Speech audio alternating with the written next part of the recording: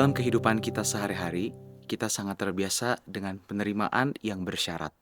Sejak kecil, sadar atau tidak, kita sering dikondisikan bahwa kita baru akan diterima dan diakui jika kita memenuhi standar tertentu.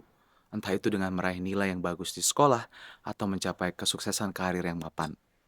Di lingkungan pekerjaan atau dalam lingkaran pertemanan, ketika kita melakukan kesalahan besar, misalnya mengambil keputusan yang salah, mengecewakan, atau menyakiti keluarga, reaksi yang sering kita temui adalah penarikan diri dan penolakan. Seringkali kita memandang relasi dengan sesama selayaknya sebuah kontrak kerja. Saat kita berprestasi dan bersikap tanpa celah, kontrak itu akan aman dan diperpanjang. Namun, begitu kita berbuat salah atau mengecewakan, kita merasa ikatan itu seketika dibatalkan dan kita ditinggalkan berjuang sendirian. Pengalaman sehari-hari yang penuh syarat ini seringkali tanpa sadar kita proyeksikan dalam hubungan kita dengan Sang Pencipta.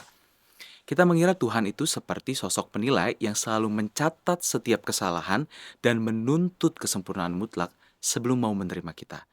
Namun, bacaan-bacaan kitab suci esok hari memutarbalikkan pemahaman yang sempit tersebut. Esok hari kita merayakan Hari Raya Tritunggal Maha Kudus. Mungkin ini seperti terdengar konsep yang rumit yang hanya dimengerti oleh para imam. Padahal, kebenaran tentang Tritunggal adalah kebenaran yang paling praktis dan membumi bagi kehidupan kita, bahwa Allah adalah kasih yang memberi diri. Coba kita lihat bacaan pertama yang akan kita dengarkan esok hari. Saat itu bangsa Israel baru saja melakukan kesalahan yang sangat fatal. Mereka melanggar komitmen mereka dengan menyembah patung anak lembu emas.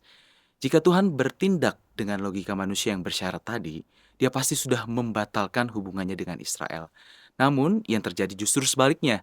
Tuhan memanggil Musa naik ke gunung untuk kedua kalinya, memberi umatnya kesempatan yang baru. Di atas gunung itu, Tuhan turun dan menyatakan namanya. Dia tidak memperkenalkan dirinya dengan kemurkaan, melainkan berseru, Tuhan, Tuhan, Allah penyayang dan pengasih, panjang sabar, berlimpah kasih setianya. Dan inilah sebuah kejutan yang besar. Sang pencipta semesta alam, sang realitas tertinggi, ternyata memiliki karakter yang sangat spesifik.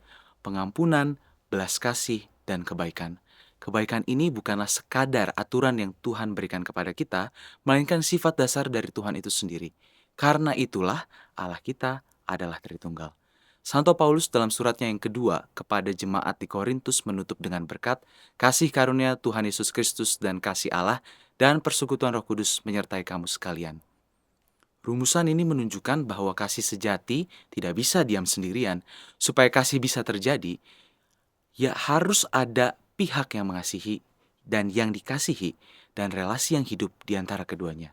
Bahkan sebelum alam semesta ini ada, di dalam dirinya sendiri Allah merupakan relasi persekutuan yang sempurna. Tuhan turun tangan dan menjangkau kita bukan karena kita selalu hidup tanpa celah, melainkan justru karena Dia sungguh mengerti bahwa manusia seringkali keras kepala dan salah arah. Kasih karunia-Nya bukan sekadar rasa kasihan dari kejauhan, melainkan tindakan nyata yang rela berkorban. Inilah yang ditegaskan dalam Injil Yohanes esok hari. Karena begitu besar kasih Allah akan dunia ini sehingga Ia telah mengaruniakan anaknya yang tunggal. Perhatikan kata begitu besar. Tuhan bertindak sedemikian rupa hingga Dia rela memberikan yang paling berharga baginya agar dunia yang penuh dengan kelemahan ini tidak binasa. Tawaran spiritual bagi kita esok hari sangatlah jelas. Ketika Santo Paulus mengajak kita untuk saling menguatkan, sehati, sepikir, dan hidup damai satu sama lain, kita bukan sekadar sedang mematuhi aturan moral yang mengekang. Saat kita memilih untuk mengampuni orang yang bersalah kepada kita, atau memberikan kesempatan kedua kepada mereka yang gagal, kita sedang menyelaraskan diri kita dengan Allah Sang Pencipta. Kita sedang menghidupi realitas yang paling sejati. Jika kita pernah ragu seberapa jauh pengampunan dan anugerah itu diberikan, lihatlah salib Kristus. Di sanalah terpampang sebuah tindakan yang melampaui segala syarat manusiawi. Sebuah pengorbanan utuh yang menyelamatkan. Itulah gambaran Allah kita. Dan di dalam terang pengorbanan itulah kita dipanggil untuk melangkah setiap hari.